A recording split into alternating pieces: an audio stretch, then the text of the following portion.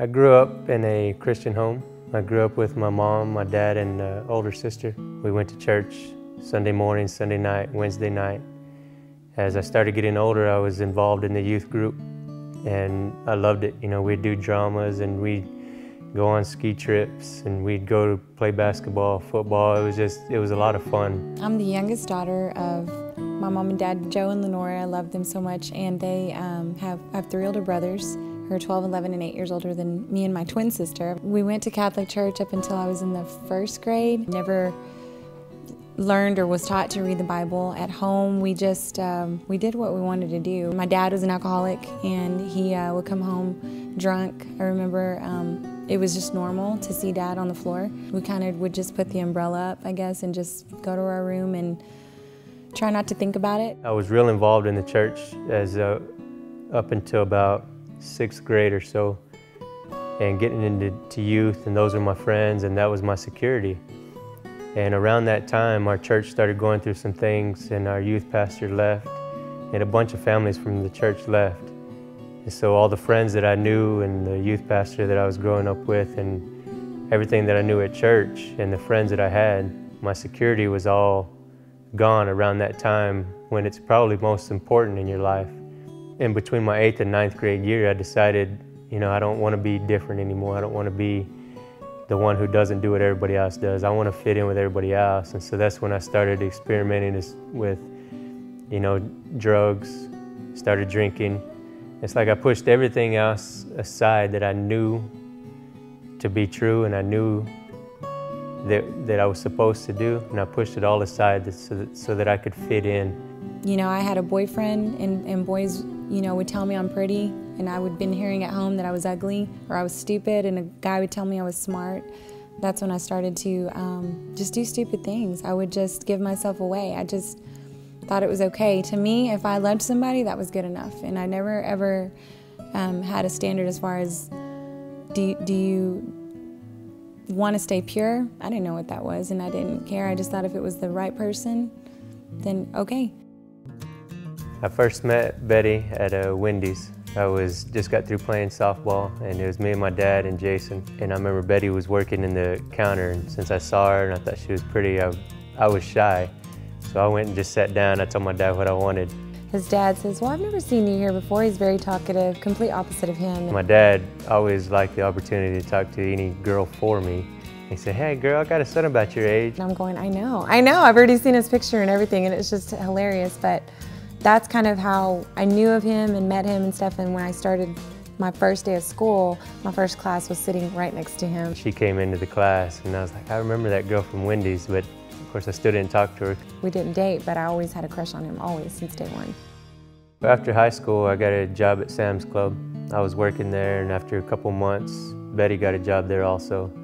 And this is around the time that we started to get to know each other, and we started dating some. We dated for a year, and we were on and off again, just back and forth, fighting, breaking up, getting back together. And then eventually we had called it off. We were done. We weren't friends. We were fine with breaking up. It was it. And then found out I was pregnant, and that was probably about a couple of weeks afterwards that we had broken up. We hadn't spoken, and I found out, and complete, I wouldn't say shock, because I know what causes that, but it was just like, are you kidding me? I don't know what I'm gonna do. I was only 19 at the time. I wasn't living right at all. I had been raised right, but the way that I was living my life wasn't right at all. I was doing my own thing, working, and when I get off of work, you know, drinking, partying, hanging out with friends. I went to Planned Parenthood because I thought that they were going to help me plan my parenthood. I read the sign, and that's what I thought. I really believed that. So I walked in, and my whole world was just, I couldn't tell anybody, until my family, until anybody. And I walk into this place, and they confirm that I'm pregnant, and they tell me I need to have an abortion. And I'm going, you want me to kill my child? That's crazy. And so I knew I was going to have my baby. I knew I was going to be by myself, is what I was thinking, because I was going to try just not to say anything. I don't know what I was thinking, but I just left, and I was just like, what am I supposed to do? And it was at that moment where I thought, I'm 19 years old, I can't even take care of myself, and I'm gonna take care of a human being. And so it was real that I was gonna become a mom. But when she comes and tells me that she's pregnant, I knew the right thing to do was to take responsibility. So we decided that we'd get back together and make it work. And about 5 months or so into her pregnancy, we stopped talking. And I didn't talk to her anymore from that day until she had Jacob. You know, in those months, I was partying, doing my own thing. I had my own house, hanging out with my buddies. Didn't think anything about it, what she's going through. I completely blocked it out of my mind. It was probably one of the most difficult times of my entire life, and we didn't talk again until Jacob was born. And he came the next day at the hospital. And she calls me one morning about 5 in the morning and tells me that she just had my son. And of course, I'd barely been asleep for about 2 hours at the party, and it's like, who is this? She said, how many kids are you expecting? I said, oh, okay, I know who it is. And I still, because of the way I was living my life, I went to work, and when I got off, that's when I went to the hospital. I looked at Jacob for the first time, you know, and it's like, this is my son, you know, and it just hit me. We tried to work it out a little bit. We would see each other and be civil. We knew that we both loved Jacob and we were going to take care of him, but as far as each other, it wasn't going to happen. We couldn't see it.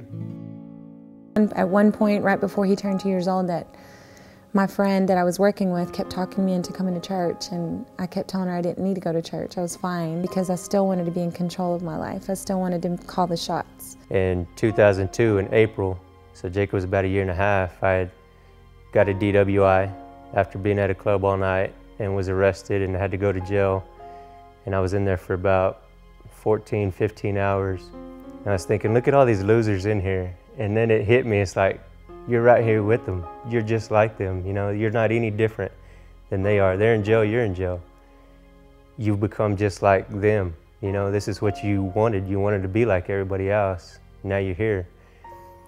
And I started thinking to myself, I have a son. He can't grow up like this with his dad in jail. I had just recently been laid off from my job, so I wasn't working. And that's the point where it hit me, and I knew that I can't live my life like this anymore. And because I was laid off, I had to sell my house, move back in with my parents. And so that gave me the time. It was all in God's timing, because they would go to work all day. So I had 8 hours at the house by myself, and I was in the Word. I was in my Bible, reading all day long. I was on the floor, laying down, crying out to God, you know, change me. I'm sorry for what I'm doing. I know better. I don't want to live this life anymore. I have a son now. I've got to do the right things. Help me to be who you want me to be. And in that time of just hours every day, I began to get to know who God really was and what He wanted for my life. And in that time, I didn't know, but He was working on Betty at the same time and saving her life. My friend Candace, who had talked me into going to church, she was still working on me. She said, I want you to come to this power team thing with me at a school. Just come check it out. I had no idea what it was. And they were bending pans, they were blowing up stuff. And it was just weird, because they said, if you want to come up here and give your heart to Christ and you're ready, come up here. And I ran up there as fast as I could, and she couldn't even hold me back. I ran. Well, when I opened my eyes, it was nothing but kids around, and I was the only adult, and it was a deal for kids, and I went, oh my gosh. I just laughed, but that was the moment I gave my heart to Christ, and I knew my life was going to be different. And around September of 2002 is when we started to realize that we're going through the same thing. God has saved us both, and now we're at a point where we are able to be together. We have a son, and God wants us to be together as a family. Jacob, being 2 years old, you know, he said, why can't we go to church together? You know, he started asking questions. Why does Daddy live at one house? Why don't we live here? Why do we have to go home? Or I stay with Daddy, you have to leave. And those were hard questions. I didn't expect that at 2. And so he asked one day if we could go together, because his daddy's taking him to church and I'm taking him to church. And we agreed, and the first day that we were driving to church, he held our little thumbs together. Like, he sat in the middle of us in a truck, and Lewis is driving and I'm on this side and Jacob's right between us, and he held our thumbs, and it was like we knew. And so we started, you know, dating again, but it was different than it ever was before, because this is what we were both following what God wanted for our lives. And on Christmas Day, I asked her to marry me. And we figured there was no need to wait around, so we planned it for March of the following year of 2003. How God made it happen, it was nothing that we could have done, and people came to our wedding just to see it actually happen because they knew that we didn't get along. They knew that it had to have been God, and it was just beautiful. And so to this day, it's like, wow. I mean, everything worked out, and that's when we began to see what God can really do when you're following Him.